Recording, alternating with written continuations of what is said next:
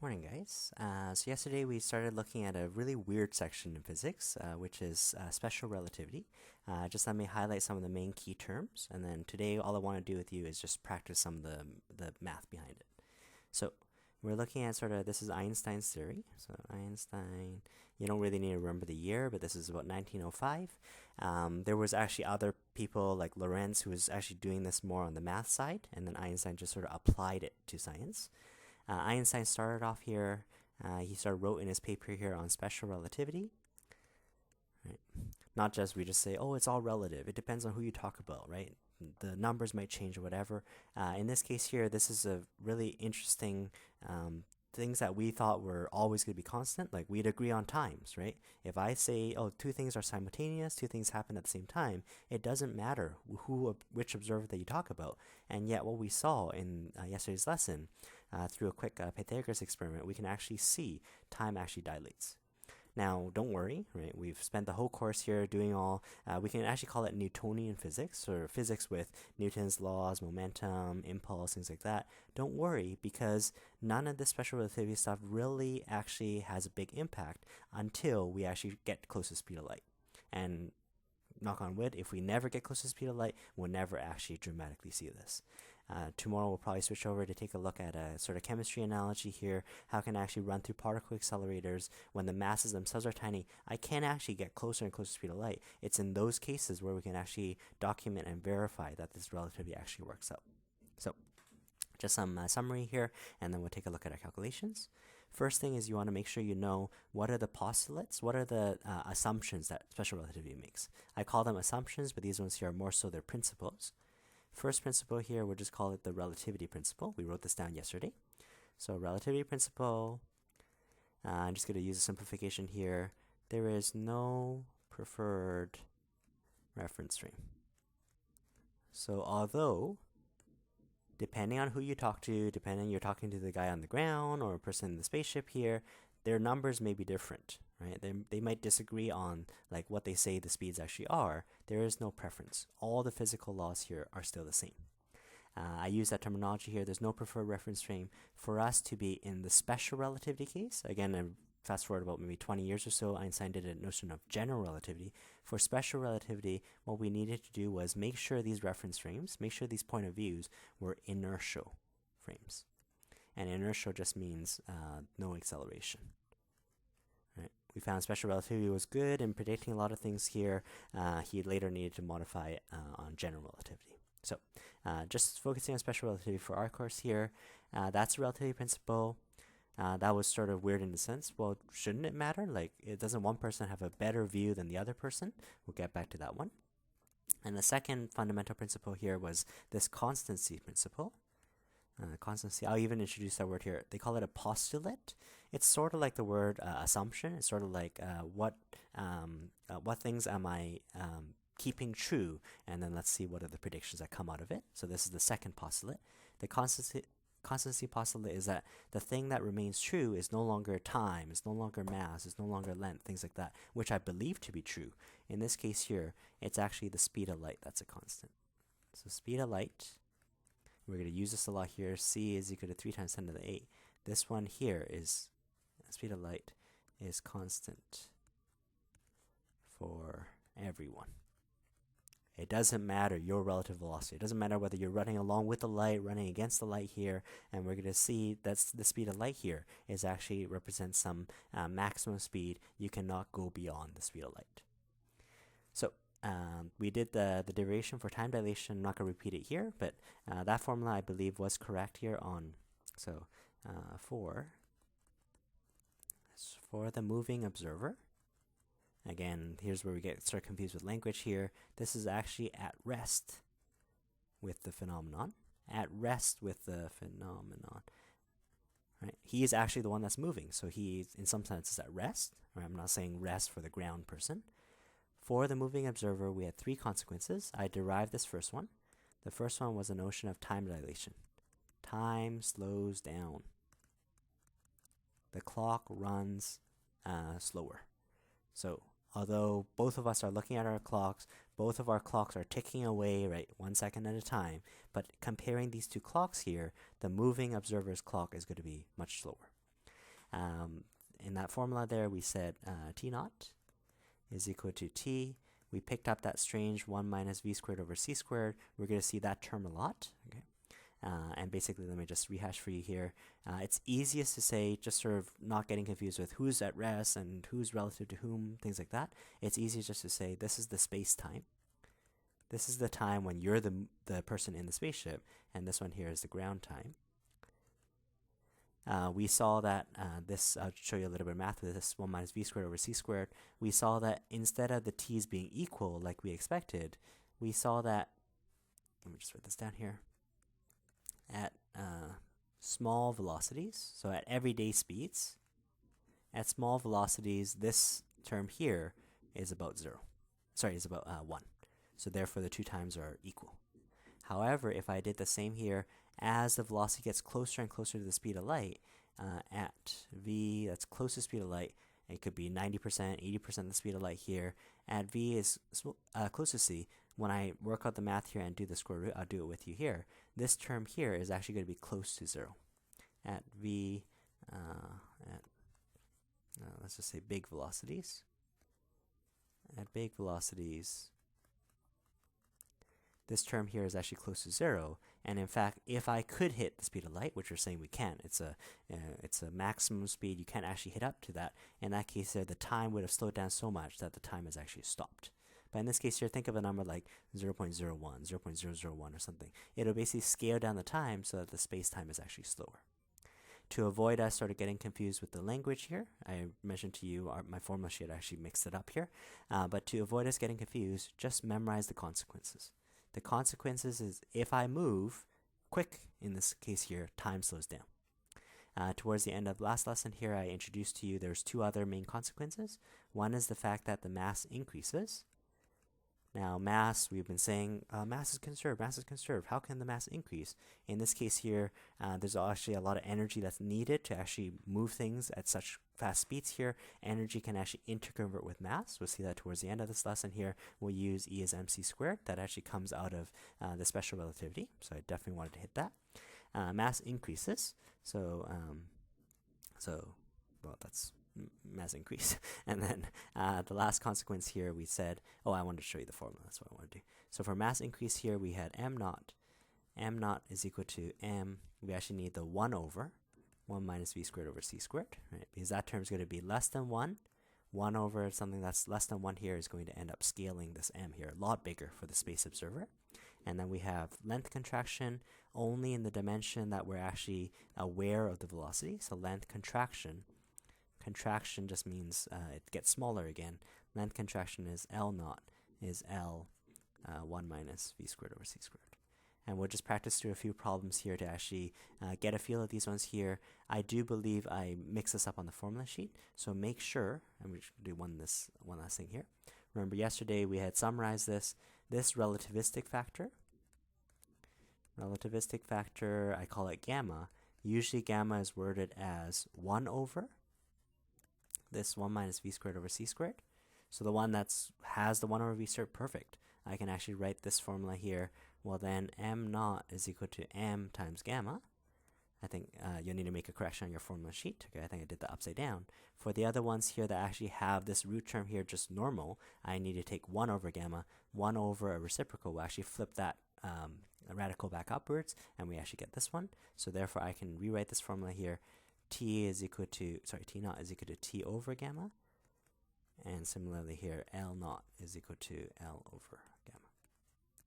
Sometimes annoyingly they define lambda as just the bottom part as well. That's why sometimes their formulas are mixed up. But if you just match it up to this table here, you shouldn't get it wrong. So I think these two formulas here, you do need to change on your formula sheet. Make sure it does say m naught. I think I just missed the 1 over. And make sure you change these ones here. Make a note here, change on your formula sheet. All right. So let's try out a question here. This question here is typically more so a thought experiment. I'm going to do a slightly simplified model. This isn't the full picture. But to start thinking about this time dilation and relativity concepts here, usually they call this here a twin paradox. Right. And there's many different versions of twin paradox. Again, I'm going to do a slightly simplified form of this twin paradox, but let's just work our way through the math. Imagine here's the setup. We're both on the Earth, and I imagine a pair of twins. Right, that's why they call it twin paradox. Let's call it person A, person B. And let's say today they're both 20 years old. Right? So 20 years old, 20 years old. Right? So they're just standing there. They're both on the Earth. They both would sort of agree on everything because no one has a different frame of reference. How the twin paradox is worded then is, let's send B up on a spaceship. And the spaceship, again, needs to be fast enough for that relativistic factor to actually matter. Let's send him off. Let's send him out this way. And let's send him off at, let's say, 0.95, the speed of light. Let's send him off for a couple years. Again, both of them have watches. Both of them have clocks. But because this speed here is actually close to the speed of light, we'd imagine that the time slowing down for the for the moving observer is actually going to have a big impact. So that by the time that he actually returns, because he was moving around, because the time has actually slowed down, by the time he gets back, although they were both supposed to be the same age, they're twins, the person that has been moving around would be expected, their clock ran slower, they would have aged slower than the person that was just on the ground, and then they would therefore not be the same age anymore. So let's try this out here. So let's say, assume twin B, assume that person travels at, I mentioned here, 0.95 the speed of light. Sometimes they just give you the velocity. It's nice to think in terms of c. So 95% the speed of light. At 0.95 speed of light for, let's give him, I don't know, did we do 50 years. Okay. At 50 years, and now because time is relative to which observer, I'm going to say 50 years according to the Earth twin, right? The ground twin, A. I want to know how old he is. So now the ground twin here is not too bad, right? So we were 20 here, I wait 50 years. Well, twin A is definitely going to be, person A is definitely going to be 20 plus the 50 years that I wait, so 70 years. It's twin B that I'm more interested in. Because he's been traveling at such fast speeds, he would actually encounter some relativistic concepts. His time would actually slow down. Not that he would be aware. He's just looking at his clock. He just still sees the seconds tick away as it would normally. It's just that relative compared to the clock on the Earth, it actually is much slower than the Earth's clock. So let's look at twin B's time. So we need to do our time dilation formula here. T naught is equal to T, 1 minus V squared over C squared. The math of this is actually fairly easy as long as you remember your terms here. So this is the space-time, time according to the spaceship observer. This is the ground time. Right? That way I can avoid language like rest time or relativistic mass, things like apparent mass, things like that. Just note when you move fast, the time slows down. So let's try it out here. So my T naught, according to me, how much time transpired as I was on the spaceship here? Well, twin A thought we waited 70 years, right? But this relativistic factor here, 1 over it, 1 minus, I'm going to factor in here. This is why it's so nice having it in actually in terms expressed in terms of c, is because we're actually going to see that the c term actually dies away. So if I put the velocity here as 0.95 c, we still need to take the velocity and square it. If I divide it by the actual c squared, let's just crunch our way through the math here. It's always going to be this math of this relativistic factor here. 1 minus, let's go 0.95 square it. This becomes 0.9025 c squared, all over c squared. And because this was sort of in terms of c, we see that the c squared terms actually die away. So I can do this math pretty easily here. 70, 1 minus 0.9025. Keep the whole number in your calculator. Like I mentioned, as we are close to the speed of light, we're 95% the speed of light. Sure, the square knocks down the number a little bit. When I go 1 minus that, then this bottom number here gets close to 0. With the square root of that here, it's actually going to slow down time by a factor of 0.312. What is 70 years slowed down by 0.312? Give or take here, it's 22 years. So because time is relative, because time is actually different depending on what I'm doing, according to twin B, so person B, they were both 20 when they left. In this case here, he's only waited 22 years. By the time he gets back, he's actually only 42. So I guess that's the secret to living a long life. Travel around at a really high speed, right? Again, this is something that is documented. If you could travel 0.95 c, if you can travel 50 years Earth time, according to the space time, you'd only be 42. It's only like 22 years that actually transpired. Time has slowed down. let's actually utilize the other two formulas here. Let's say, I know twins aren't identical in mass, but let's just say for argument's sake here, let's say both of them are 50 kilograms. So average mass, 120 pounds. So 50 kilograms here. What mass would this person be? Now this one here is a little bit harder. Time is something, this is where my simplification sort of breaks down. We can really only do this formula sort of as I send the twin out. We've been using, when the twin returns, there would actually need to be some acceleration needed to actually twist the twin around, and that would actually change my formula. But just for argument's sake here, we can just make that, time is slower, so he's actually younger. For mass, it's a little bit harder because it's when he's actually traveling the 0.95c, it's like his mass is actually bigger. Now, when he comes back downwards, when he's sort of back at a regular speed, when their velocities are constant here, the masses might end up being the same again. So what I want to ask in this question here, sort of a corollary to this twin problem here, is as this twin here is traveling at 0.95c, we've been saying in our formulas, one consequence is the mass actually increases. It's going to increase by exactly the same root, 0.0975, this factor here. Let's just try that formula out and let's take a look. So m naught is equal to m. We had the 1 over, that 1 minus v squared over c squared. That was just a plain old gamma term. If, according to the Earth observer, we were both 50 kilograms to start off, we're going to go 1 over. That root, I was the same speed, all the math would cancel out again. That ends up being 0.312, and it tells me when twin B is actually traveling, 50 times 0.312 gives me a mass of, sorry, I didn't divide it correctly here. Make sure you change that in your formula sheet here. Let's divide it by 0.312, and I'm getting 160. And again, to avoid you getting confused, well, who's at rest again, or who's moving, who's relative to whom, just note the overall conclusion is the overall mass has to increase. As you move fast, twin B is suddenly some 3 times the mass, right? Wow, we gained a lot of mass just by traveling fast.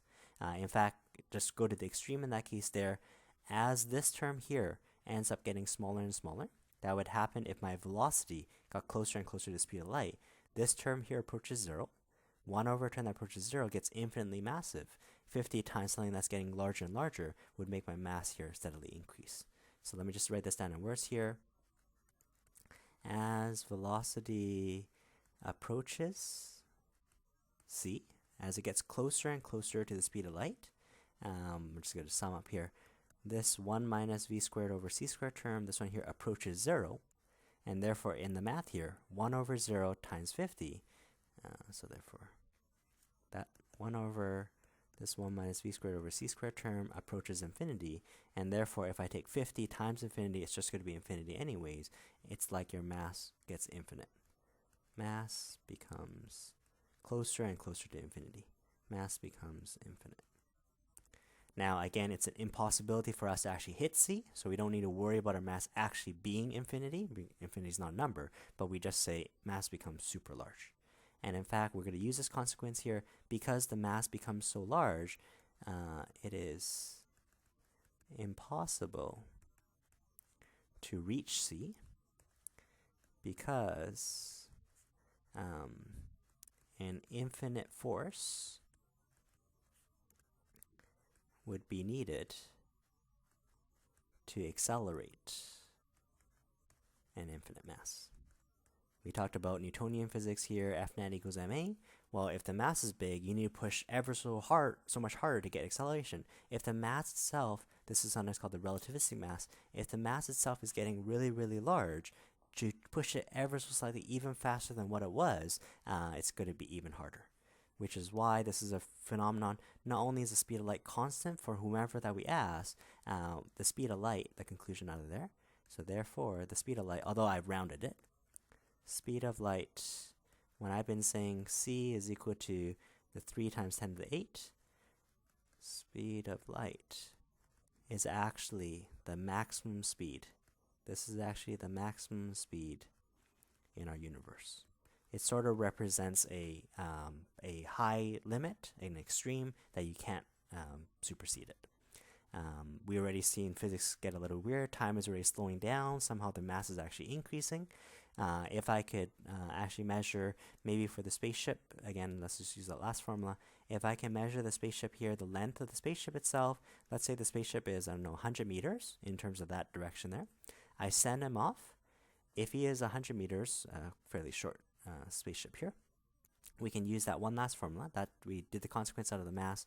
Let's use that last formula with length contraction as well.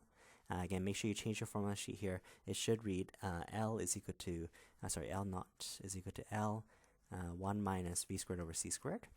This is exactly like the time dilation formula. These guys here get scaled down.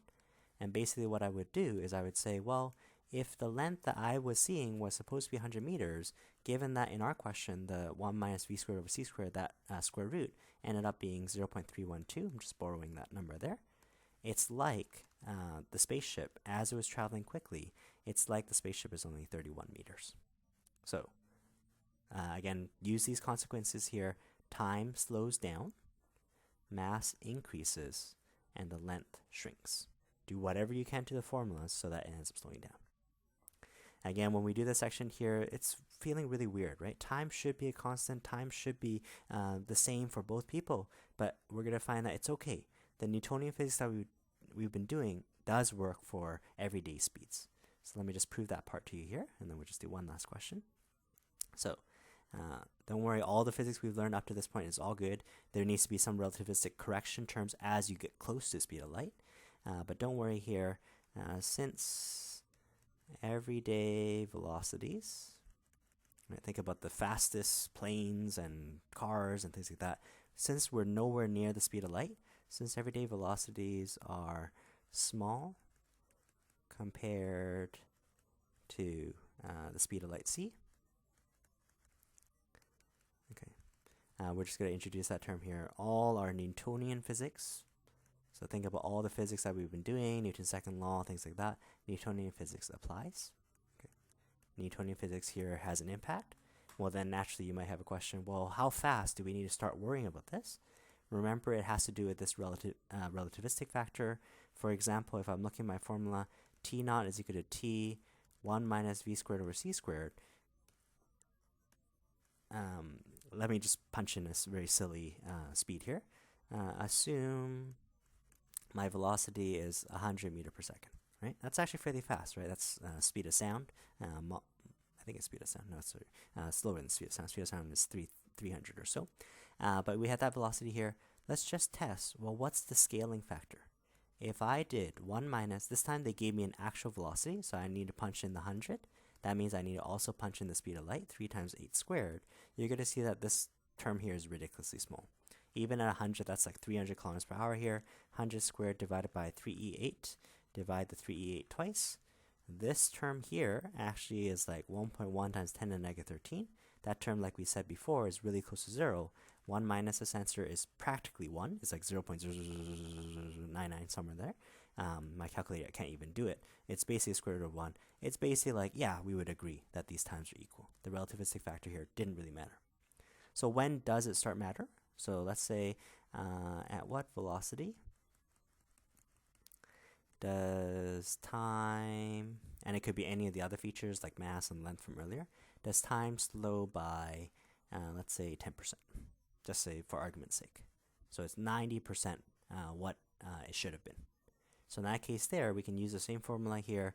If I have t naught, I have t, 1 minus v squared over c squared. Just careful my wording here. I don't want it to have a big impact, right? So I'm saying, okay, well, let's agree on the times. Let's agree we're both waiting 50 years, but let's say the space observer's time is 10% slower, right? So if I wanted 10% here, what I'm going to do is I'm going to say, well, let's wait till my clock says 0.9. That's going to be 0.1 off, right? So if we both waited 1 year, 1 minus 0.1 is equal to 0.9. If the person on the Earth says 1, let's see how big this 1 minus v squared over c squared term has to be. So let's square this. Let's see if it gives us anything interesting here. You take the square root, so you get 1 minus v squared over c squared. At any point I can punch in c, so that's not a problem. I'm going to bring the v squared term over. V squared over c squared is the 1 minus 0.81. So 1 minus that answer is equal to 0.19. I'm going to multiply c squared. I know what c is, so 3 times 10 to the 8. So 0.19 times 3e8 times that twice. I get 1.71 times 10 to the 16. Oh no, we've breached the speed barrier. No, that's the v squared. So I still square root it. Square root can give me the positive or negative, and I'm getting a number here, 1.3 times 10 to the 8 meters per second. Let's compare that with what speed of light is. Speed of light is 3.0 times 10 to the 8. Right? So again, it's a little bit hard sometimes when they actually give you the actual velocities. I don't know what fraction that is. Let's calculate it for myself. What fraction of the speed of light is this 1.3 number? Let's take our full answer divided by 3/8. This one here is about 44% the speed of light. Okay. So although relativity always applies for inertial reference frames, although this pesky little root 1 minus v squared over c squared, 1 over a relativistic factor here always shows up, notice that at everyday velocities, this is practically not going to make any impact. We did 10% just for reference, right? Well, if I say it's 0.9 and 1 second, I see it's slower, but it's not slower by much. How fast do I need to be going before I see that? We need to be almost half the speed of light, 44%. So really, for us, at any everyday speeds here, we don't really need to worry about this relativistic factor. One last thing I want to just introduce to you here. On your worksheet, you're going to see some examples of doing this length contraction, mass increase, time dilation. I want to show you one other formula. This one here is called the relativistic addition. Relativistic addition of velocities. We already started seeing that velocity is somehow supposed to max out at speed of light c. Here's another formula that's on your formula sheet here. It says the total velocity, let's call it vt, is going to be u plus v all over 1 plus uv over c squared. I think on our formula sheet here, the letters might be a little bit different, but let me just introduce some of these terms here. This is back to our first example from yesterday. Remember, we were saying we had person A that's just standing on the ground. A laser beam here that just passes by. The laser beam is light, so that travels at 3 times 10 to the 8. So in this case here, right, I have my speed. I'm going to say light travels at light speed. Person B was a little bit strange. Person B was a person that was on the train.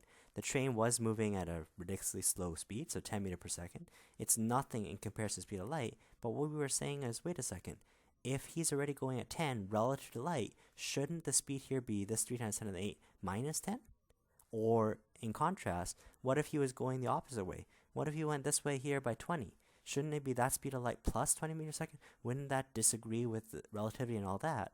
We actually need to try it out using this formula to figure out, first thing, the maximum speed is the speed of light, but this formula here will actually give you what the overall speed is. So the experiment I want to do with you here, we'll see what the u and the v are in this example. Let's say we have, so here's person A, he's on the ground.